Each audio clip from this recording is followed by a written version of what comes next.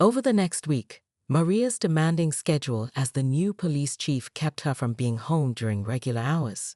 Between community introductions, department restructuring, and a series of car break-ins on the east side of town, she barely saw her new house in daylight. The couple's Honda remained parked on the street occasionally, as they were still renovating their garage to accommodate Miguel's woodworking equipment. Each morning, as Maria left for work in her unmarked police vehicle, she noticed fresh violation notices tucked under the Honda's windshield wiper. Each time, the language grew increasingly punitive, with Veronica's handwriting becoming sharper and more aggressive in the margins. Miguel documented everything, taking photos of each notice and forwarding them to Maria, who filed them away carefully. "Know your enemy," she texted him. "Document everything." Years in law enforcement had taught her the value of meticulous record-keeping. By Thursday, neighbors had begun to take notice of the situation. An elderly man named Frank from 2 doors down shuffled over while Miguel was mowing the lawn. "Don't let Veronica get to you," he said, leaning on his cane. "She drove the Peterson family out last year. Lovely black couple, 2 kids. Found some technicality about their fence height." Frank shook his head. "Been living here 30 years. Never seen someone enjoy power so much." On Friday evening, Maria finally had time to unwind at home. After a 14-hour shift dealing with a lost child case thankfully resolved, she sat on the front porch with a glass of iced tea, watching fireflies emerge in the gathering dusk. The evening air carried the scent of someone's barbecue and freshly cut grass. For the first time since moving in, she felt a moment of peace in her new home. The click-clack of determined heels on pavement shattered the moment. Veronica appeared at the edge of their property, this time with 2 other HOA board members in tow, a nervous-looking man with wire-rimmed glasses and a tall woman who kept checking her phone. "You must be the wife," Veronica said, not bothering with introductions. Her gaze swept over Maria's casual attire, yoga pants, and a faded University of Michigan shirt, with poorly disguised disapproval. "I've been trying to explain to your husband that street parking is prohibited except for guests, and even then, only for 4 hours maximum. We've documented 7 violations this week alone." Maria rose slowly, her exhaustion evident in the slight stiffness of her movements. 15 years of law enforcement had taught her to read people, and Veronica's body language screamed entitlement and prejudice poorly disguised as rule enforcement. "I'm Maria Diaz," she said calmly, extending her hand. "We're still setting up our home, and the garage renovation should be completed by next Wednesday. We've already arranged for—" "Rules are rules," Veronica interrupted, ignoring the offered handshake and sliding a stack of violation notices forward. "The fines are detailed here. $350, due within 10 days. Her lips curved in what might generously be called a smile. "If you can't afford to pay, perhaps you should reconsider your living situation." The man with wire-rimmed glasses shifted uncomfortably. "Veronica, they just moved in. The bylaws do allow for temporary exceptions during renovation. The covenant is clear," Veronica snapped, shooting him a withering glance. "And frankly, this neighborhood has standards. That car is an eyesore, and your irregular hours are concerning the neighbors." She turned back to Maria. "Security cameras have picked up your comings and goings." Maria's eyes narrowed slightly. "My irregular hours?" "People coming and going at all hours.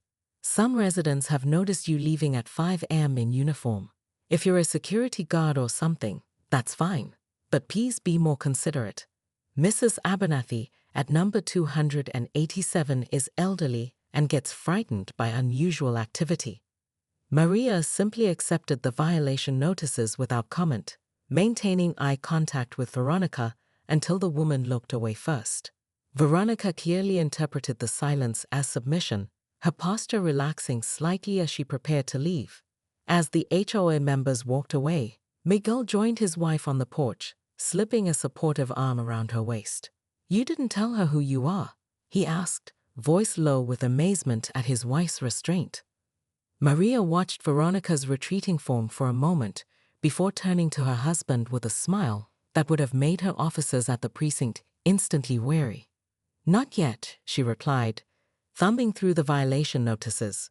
But I think it's time I attend an HOA meeting. This neighborhood deserves better leadership than that. 7 parking violations in 2 weeks from the new residents at 487 Oak Ridge Lane, Veronica announced, clicking through the slideshow with dramatic pauses between each image. As you can see, this vehicle has been repeatedly parked on the street, in direct violation of Section 4.2 of our covenant. Click. Another photo. This one showed Miguel standing beside the car, clearly taken without his knowledge. And when confronted, Veronica continued, her voice dropping to convey her disappointment. The residents were uncooperative and dismissive of our community standards. I recommend we proceed with the maximum fine structure and move to place a lien if payment isn't received within 30 days. An older gentleman in a cardigan raised his hand from the third row. Don't we usually give new residents a grace period for minor violations? My understanding is they're renovating, which is covered under the temporary exemption clause. Not when they've been properly informed of the rules, Veronica replied dismissively, shooting him a look that suggested his question was barely worth acknowledging. The husband has an accent, so I made sure to speak very clearly about our rules. Perhaps there was a language barrier, but ignorance of our covenant is not an excuse. A few uncomfortable glances were exchanged around the room. The young couple near Maria shifted in their seats, clearly disturbed by the direction of the conversation. Maria chose this moment to stand, smoothing her uniform before speaking in the clear, authoritative voice she used at press conferences. "Excuse me," she said calmly. "I'd like to address this issue, since I'm the resident in question." Every head in the room swiveled toward her. Veronica finally looked up from her papers, her eyes widening as she took in Maria's uniform for the first time. The projector still illuminated the photo of the Honda behind her, creating a surreal backdrop to the tableau. You're with the police department." Veronica's voice had lost its confident edge.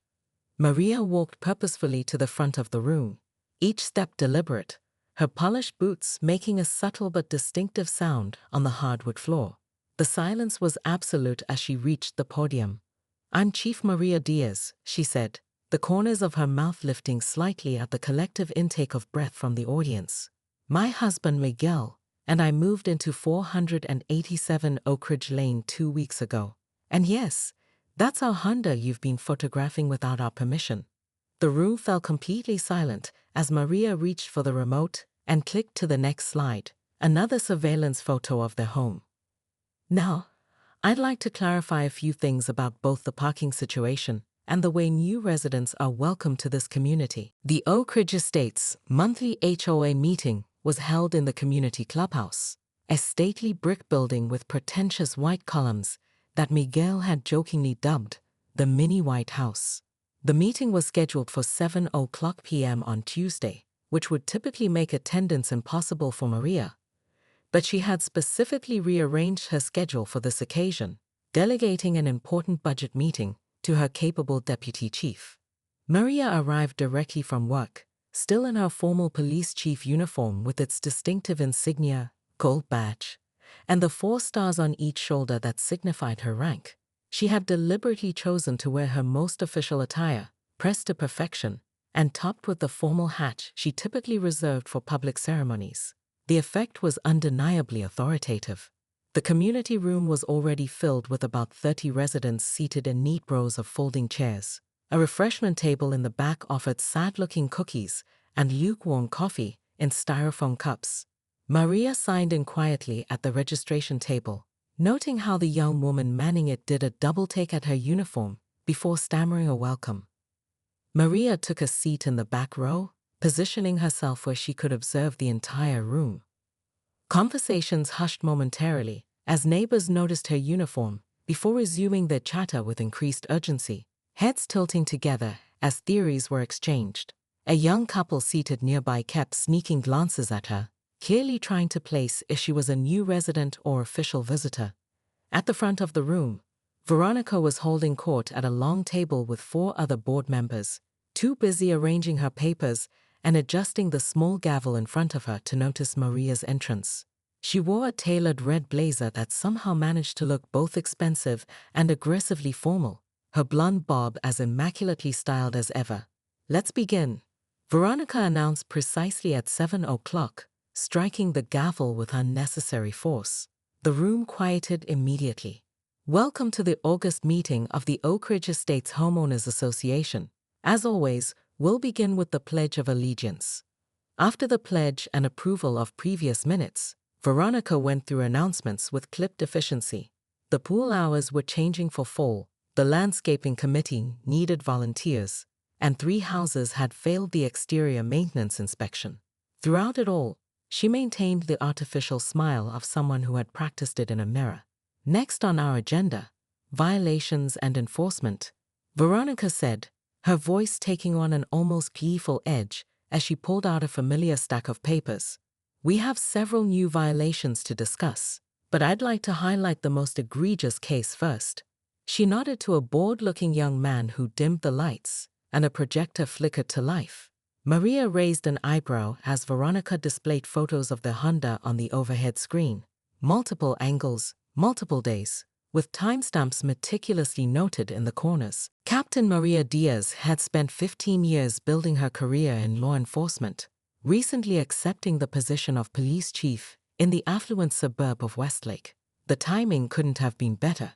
She and her husband, Miguel, had just purchased their dream home in Oak Ridge Estates, an upscale neighborhood with manicured lawns and strict HOA rules. After years of saving and sacrificing, they had finally achieved their version of the American dream, a 4-bedroom colonial with a spacious yard in a prestigious zip code. Moving day arrived on a sweltering Saturday in June. The forecast had promised mild temperatures, but by noon, the thermometer had climbed to 95 degrees. Miguel directed the movers while Maria handled a last-minute emergency at the precinct. With boxes piled high and the moving truck taking up considerable space, Miguel had parked their second car, an older but well-maintained Honda Civic, on the street in front of their house. The car had been with them since their early marriage days, reliable, paid off, and full of memories they weren't ready to part with despite their improved financial situation. Miguel was helping the movers navigate their antique dining table through the front door when he felt the distinct sensation of being watched. He turned to find a slender woman with a perfectly coiffed blonde bob marching purposefully toward their home, clipboard in hand, and a scowl etched across her face. Her linen pantsuit remained mysteriously unwrinkled despite the heat, and she walked with the confident stride of someone accustomed to getting her way. "Excuse me," the woman called out sharply, barely waiting for Miguel to finish guiding the table safely inside. "I'm Veronica Winters, Oak Ridge Estates HOA president." She emphasized her title with a slight lift of her chin. "That vehicle can't be parked there. It's against our neighborhood covenant, Section 4, Paragraph 2. Miguel wiped sweat from his brow with a bandana and extended his hand in greeting. "Nice to meet you, Ms. Winters. I'm Miguel Diaz. We're just moving in today. The truck needs the driveway space, so we temporarily..." Veronica ignored his outstretched hand, instead making a show of looking past him to the Honda. "That car doesn't exactly meet our neighborhood standards either." Her gaze lingered on the small dent in the rear bumper and the University of Michigan sticker in the window. "We typically see more appropriate vehicles here. Lexus, BMW, Mercedes." She clicked her tongue. "Perhaps you should reconsider if Oak Ridge is the right fit for you and your lifestyle." The movers had paused their work, awkwardly hovering near the truck as the conversation unfolded. A couple walking their golden retriever on the opposite sidewalk slowed their pace, clearly eavesdropping. Miguel took a deep breath. "My wife and I researched this neighborhood thoroughly before purchasing. I assure you we belong here just as much as anyone else." "Your wife? And what does she do while you're whatever it is you do?" Veronica's eyes flicked to Miguel's hands, calloused from his weekend woodworking hobby. "She's actually at work right now. She's the new..." Veronica cut him off with a wave of her manicured hand. "The rules apply to everyone, regardless of their circumstances. I'll be documenting this violation.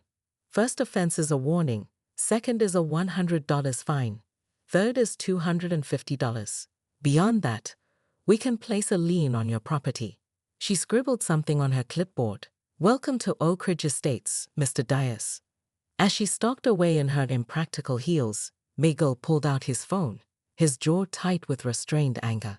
His wife needed to know what kind of welcome committee Oak Ridge Estates had prepared for them.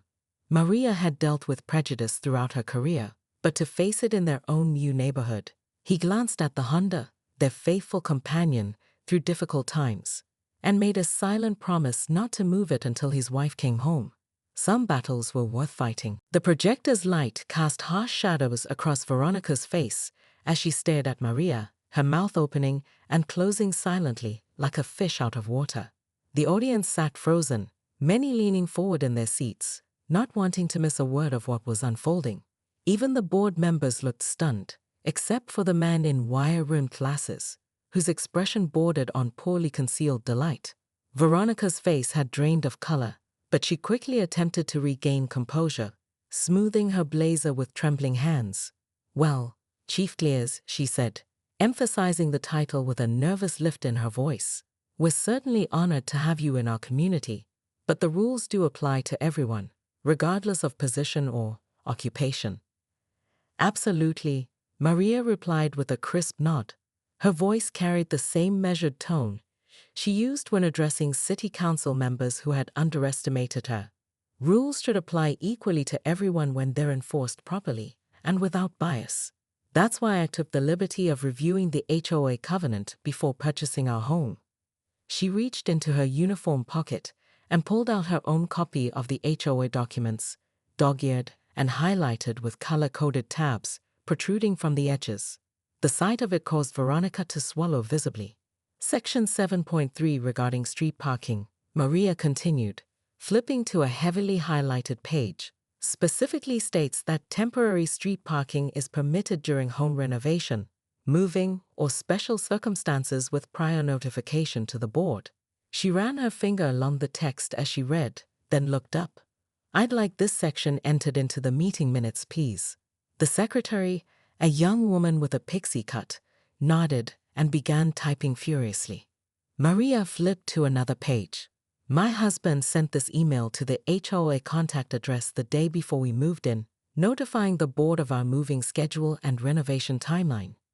She held up her phone, displaying the message. I have the delivery confirmation receipt showing it was open 3 minutes after being sent. Veronica stammered, I never received. Furthermore, Maria continued calmly, her command of the room absolute. Article 12 of the covenant specifies that violations require a written warning before fines can be issued, and residents must be given an opportunity to address the board at a regularly scheduled meeting. None of these procedures were followed in our case. She placed a manila folder on the table.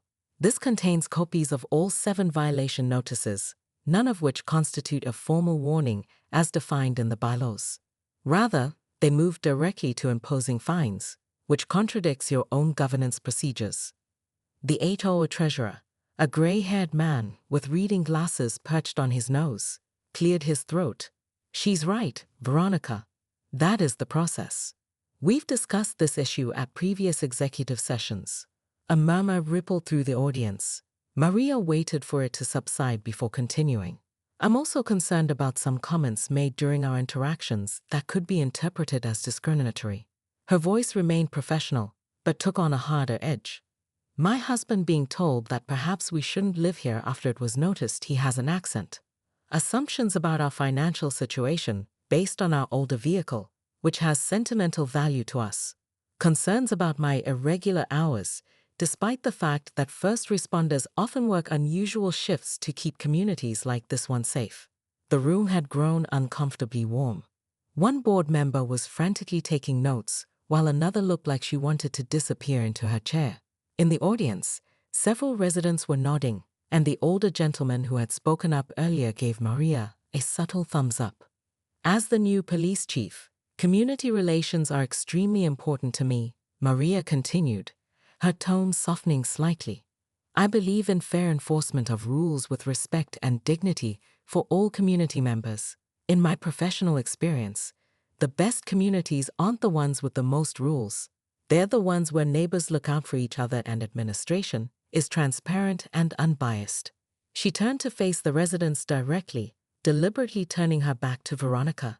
I'd be happy to work with the HOA on ensuring this neighborhood is both safe and welcoming for everyone, regardless of their background, profession, or the car they choose to drive. Several residents broke into spontaneous applause. Others looked at Veronica with new eyes, as if seeing her for the first time. A woman in the second row raised her hand. "I think we should vote on waiving these invalid fines immediately," she said firmly. Veronica looked as though she might faint, her knuckles white, as she gripped the edge of the table. The meeting was slipping entirely out of her control, and everyone in the room knew it. The fallout from the HOA meeting was swift, but ultimately positive for the Oak Ridge Estates community. Within 48 hours, Veronica had submitted her resignation from the board, citing personal reasons, in a terse email that everyone received but few believed. The neighborhood gossip network, more efficient than any police communication system Maria had ever worked with, spread the true story with remarkable accuracy. By the weekend, residents Maria had never met were stopping by with welcome baskets, homemade casseroles, and thinly veiled requests for her version of events. The remaining board members, eager to avoid any suggestion of discriminatory practices that might affect property values, voted unanimously to review and clarify all HOA procedures.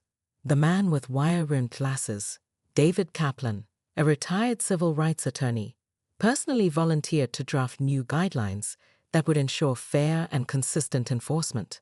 Been waiting years to see Veronica get her comeuppance, he confided to Maria over coffee on her porch, 3 weeks after the infamous meeting. She's been wielding those bylaws like a weapon against anyone who didn't fit her image of what our neighborhood should be. Maria found herself unexpectedly nominated to fill the vacant board position at the emergency session held in early September. She initially hesitated, knowing her schedule was already demanding, but Miguel encouraged her to accept. "You can make real change from the inside," he said as they prepared dinner together in their new kitchen, the renovation finally complete. "Plus, I'm dying to see their faces when you show up to meetings in your uniform." She accepted the position with one condition, that her first proposal would be to create a proper welcome committee for new residents, providing them with clear information about neighborhood guidelines along with a small gift basket that celebrated the diversity of the community. Her motion passed unanimously. 3 months later, the Dares home renovation was complete, with both cars now properly parked in their spacious garage. The Honda remained a point of pride for them both, a symbol of their journey together and now, unexpectedly, of their stand against discrimination. Their house had become a neighborhood gathering spot for monthly community safety meetings, which Maria hosted to build bridges between residents and the police department. On one such evening in early December, as neighbors mingled in their living room decorated for the holidays, Maria found herself in conversation with an elderly couple who had lived in Oak Ridge for over 20 years. "You know," the wife confided, warming her hands around a mug of Miguel's homemade hot chocolate, "Veronica used to target someone new every few months. The Patels with their religious decorations, the Williamses with their adopted children from Ethiopia, the young gay couple on Maple Street with their pride flag. Usually people who couldn't or wouldn't fight back. You standing up to her changed things for everyone." "It wasn't just me," Maria replied, watching as Miguel charmed a group of neighbors with stories from his childhood in Puerto Rico. "It took everyone being willing to speak up." "Still," the husband added, his voice gruff with emotion, "it needed a spark. Someone who wasn't afraid."